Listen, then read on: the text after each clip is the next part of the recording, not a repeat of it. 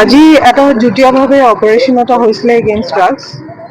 তাতে Assam rifles, Cachar police আৰু Sribhumi police মিলি আমি এটা ড্ৰাগছ অপাৰেশ্যন এটা কৰা হয়, য'ত 8.224 কিলো মৰফিন চিজ কৰা হয়।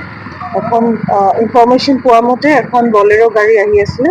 বলেৰো গাড়ীটো আমি ইণ্টাৰচেপ্ট কৰাৰ পিছত বলেৰো গাড়ীখনৰ চাৰ্চ কৰোঁতে এইটো ফুৱেল টেংক যোনটো আছে, ফুৱেল টেংকত হিডেন চেম্বাৰ বনোৱা আছিলে। হিডেন চেম্বাৰৰ ভিতৰত ড্ৰাগছখিনি ৰখা গৈছিলে।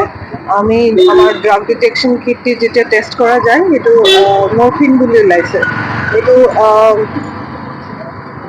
মাৰ্কেটত, ব্লেক মাৰ্কেটত ইয়াৰ মানে কষ্ট প্ৰায় 13 কোটি টকা হ'ব।